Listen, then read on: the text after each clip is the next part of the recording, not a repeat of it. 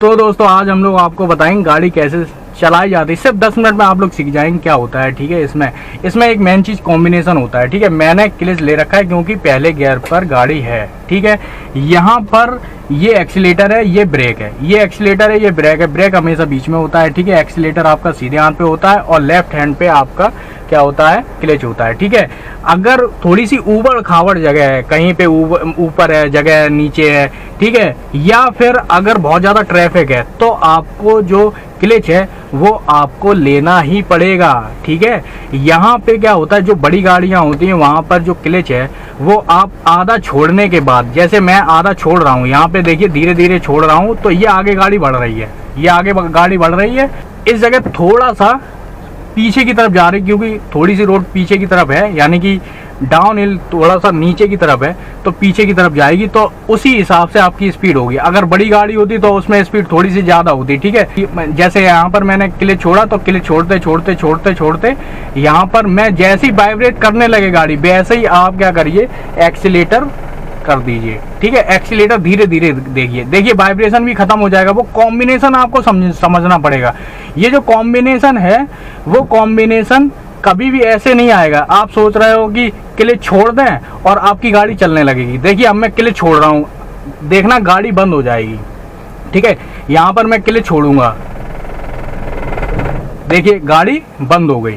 ठीक है, तो ऐसी सिचुएशन ना हो तो उसके लिए आपको करना क्या है कि कॉम्बिनेशन बनाना पड़ेगा। जैसे ही यहाँ पे क्लच मैं छोड़ूं, क्लच छोड़ने के बाद हम लोग क्या करेंगे, वाइब्रेट होने लगी, हम लोग धीरे धीरे एक्सीलेटर लेंगे। ठीक है, एक्सीलेटर लिया, धीरे धीरे थोड़ा दबाएंगे तो वाइब्रेशन खत्म हो जाएगा।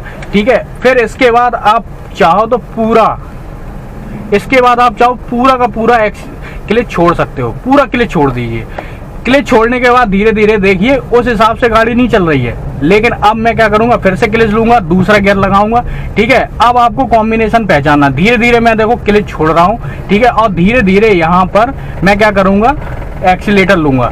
ठीक है, याद रखना यहाँ पर क्लच किंग है। ठीक है, आप कितना भी एक्सीलेटर लो गाड़ी नहीं आगे बढ़ेगी, लेकिन अगर आपका कंट्रोल क्लच पे है, ठीक है, क्लच जितना छूटेगा, ठीक है, उतनी ही गाड़ी आगे बढ़ेगी। चाहे मैं यहाँ पर कितना भी एक्सीलेटर क्यों ना ले लूँ, लेकिन मेरा कंट्रोल अगर क्लच पे है तो गाड़ी आगे बढ़ ही नहीं सकती।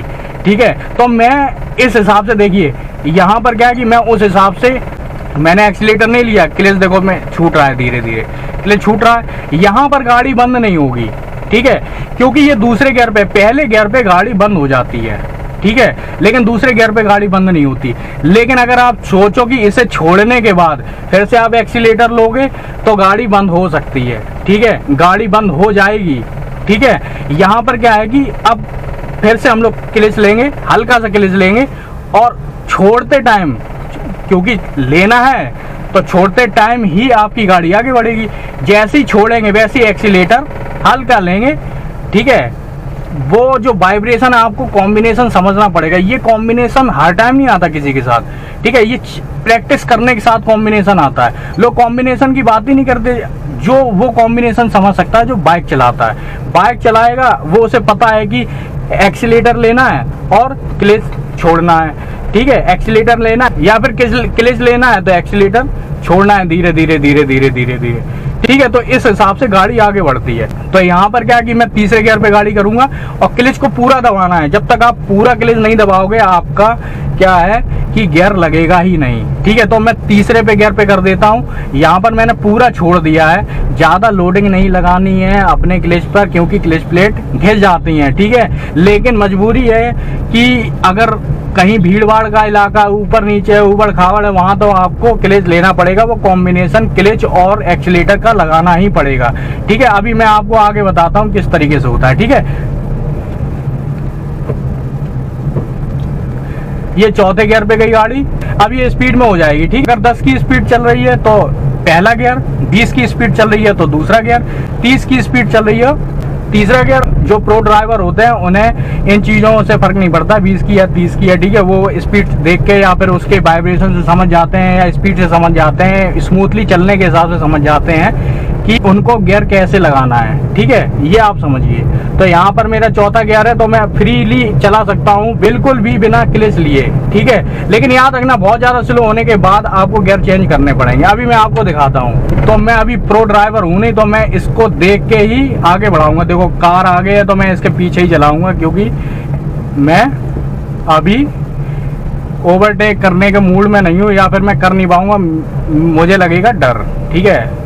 और सीधी सी बात है, आपको स्लो स्लो चलानी है। आप नए ड्राइवर हो, नया सीखे हुए हो, बिल्कुल स्लो चलाओ, कोई दिक्कत की बात नहीं है, ठीक है। और कार में बैठे हुए हो तो आपको जो मोटरसाइकिल वाली फीलिंग है वो आपको छोड़नी पड़ेगी, या स्कूटी वाली है वो छोड़नी पड़ेगी, ठीक है। तो यहाँ पर बिल्कुल धैर्य के साथ आपको रखना पड़ेगा अपने आप को। यहाँ पर जो निकलना चाह रहा, ओवरटेक लेना चाह रहा, उसे आप निकलने दो। आपको स्लो गाड़ी चलानी है। अब ये है, नहीं तो मैं तेज चलाता ये गाड़ी। अब मैं चाह रहा हूँ कि आपको बताता भी चलूँ कि किस तरीके से है। अब देखो यहाँ पर स्लो मैं कर रहा हूँ, तो यहाँ पर सेकंड गियर किया और क्लच लगाया, और यहाँ पे धीरे धीरे से छोड़ दिया, ठीक है।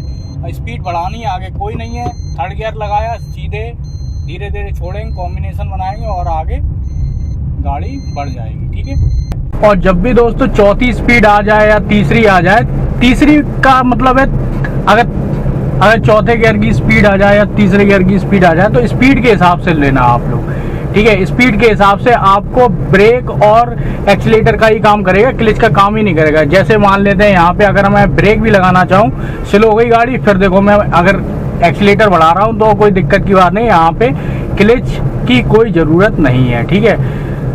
और तीसरे में भी तीसरे के हिसाब से ही, मतलब तीसरे गियर के हिसाब से ही आप लोगों को वो रखना। अब यहाँ पे मोड़ है, कट है, यहाँ पे कोई भी कुछ भी निकल सकता है। यहाँ पे हम लोगों को सीधे तीसरे गियर पे कर दे, थोड़ी सी स्लो, ठीक है, और आगे गाड़ी धीरे धीरे बढ़ाते हैं, हॉर्न देते हुए आगे बढ़ेंगे।